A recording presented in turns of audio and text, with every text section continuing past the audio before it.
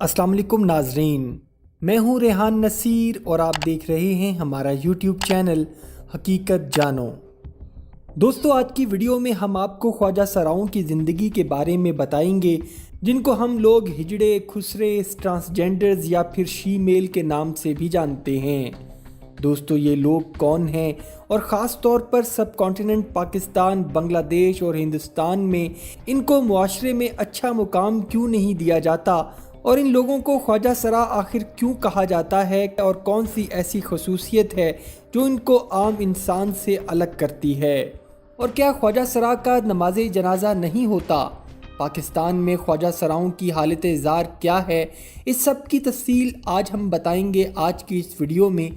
लेकिन इससे पहले अगर आपने हमारे चैनल हकीकत जानो को सब्सक्राइब नहीं किया तो बराह करम सब्सक्राइब ज़रूर कर लीजिएगा और साथ ही साथ बेल के निशान को भी दबा दीजिए ताकि ऐसी ही हकीकत से भरी वीडियोस का नोटिफिकेशन आपको मिलता रहे।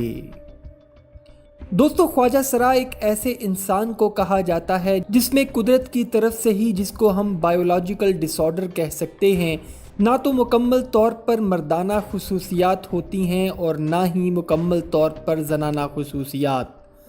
दोस्तों, ऐसे लोग बायोलॉजिकल प्रोडक्टिविटी नहीं कर सकते, यानी बच्चों को जन्म नहीं दे सकते।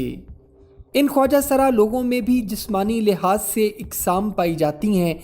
कुछ ख्वाजा सराओं के जिस्म में ज़्यादा खसूसियात मर्दाना होती हैं, लेकिन वो मुकम्मल मर्दाना खसूसियात के मालिक नहीं होते।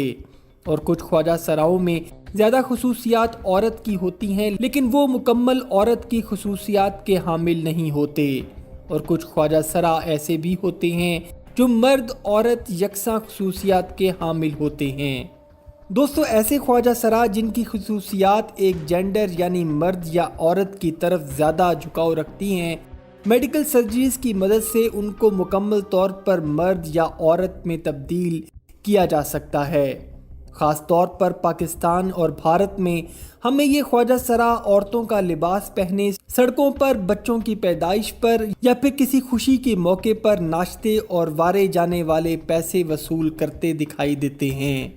लेकिन दोस्तों, पाकिस्तान और भारत वगैरह को छोड़कर अगर हम मगरबी दुनिया को देखें तो ये ख्वाजा सरा लोग उस मुल्क के बाइज़्ज़त शहरी के तौर पर ज़िंदगी गुजारते हैं और मुख्तलिफ़ इदारों में अच्छी नौकरियां करते हैं और अपना बिजनेस भी चलाते हैं। लेकिन पाकिस्तान में ख्वाजा सरा हमें सिर्फ नाचते गाते और भीख मांगते ही क्यों नज़र आते हैं?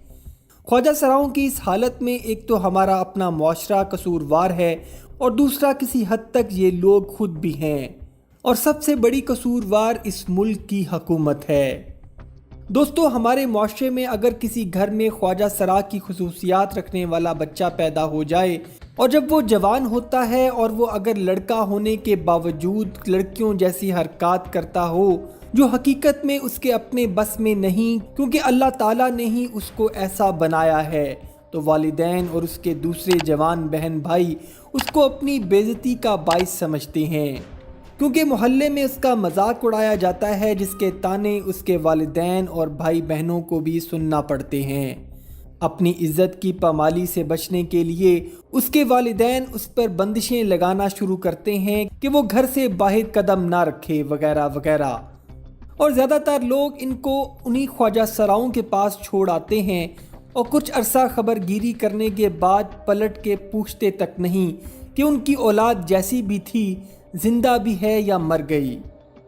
दोस्तों, ख्वाजा सरा के सबसे सीनियर आदमी को गुरु कहा जाता है और ये गुरु ऐसे ख्वाजा सराओं को अपने पास पनाह देता है और उनको अपने तौर तरीके भी सिखाता है और फिर उनको उस काम में डालता है जिससे उनके घर का चूल्हा चलता है, यानी नाचना गाना।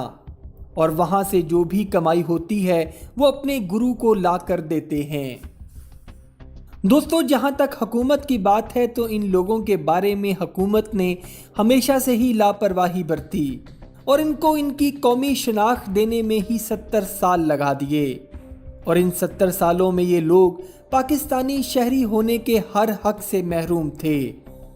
दोस्तों, पाकिस्तान में अगर किसी भी ख्वाजा सरा से उसकी कहानी पूछी जाए तो हर ख्वाजा सरा मुआशरे और अपनों के धुतकार देने का दुख ही बयान करता है।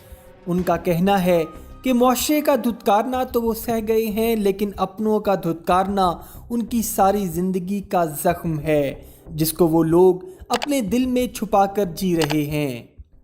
دوستو، شناختی کارڈ بننے کے بعد اب پاکستان میں خواجہ سراؤں کی حالت زار میں کچھ بہتری آنے کی امید بنی ہے اور بہت سارے خواجہ سرا تعلیم یافتہ ہو کر مختلف سرکاری محکموں میں نوکری بھی کر رہے ہیں، اور حال ہی میں ایک نیوز چینل نے ایک خواجہ سرا کو بطور نیوز اینکر بھی چانس دیا ہے، جو کہ ایک بہت خوشائند بات ہے۔ اور آج کل ایک سوشل ورکر ٹرانسجنڈر جولی، جو ایک موٹیویشنل سپیکر بھی ہیں، سوشل میڈیا پر کافی متاثر کن ویڈیوز بنا کر معاشرے کو جگانے کی کوشش کر رہے ہیں۔ دوستو، جہاں تک خواجہ سراؤں کا جنازہ نہ ہونے کی بات ہے تو اس میں کوئی صداقت نہیں۔ ایک مسلمان خواجہ سرا کا جنازہ بھی عام مسلمانوں کی طرح ہی ہوتا ہے اور اس کی تدفین بھی اسلامی احکامات کے مطابق ہی کی جاتی ہے، لہٰذا ان کے متعلق ایسی کوئی بھی بات کہ ان کا جنازہ نہیں ہوتا یا پھر ان کو آدھی رات کو خاموشی سے زمین میں دبا دیا جاتا ہے، بے بنیاد کہانیاں ہیں جن میں کسی قسم کی کوئی حقیقت نہیں۔ امید کرتا ہوں دوستو آج کی ویڈیو آپ کو پسند آئی ہوگی۔ اگر ویڈیو پسند آئی ہے تو ویڈیو کو لائک، شیئر اور کمنٹ سیکشن میں اپنی رائے کا اظہار ضرور کر دیجیے گا، اور جاتے جاتے چینل کو سبسکرائب کر کے ہماری حوصلہ افزائی بھی کر دیجیے۔ اپنا اور اپنے گھر والوں کا بہت سا خیال رکھیے گا۔ اللہ حافظ۔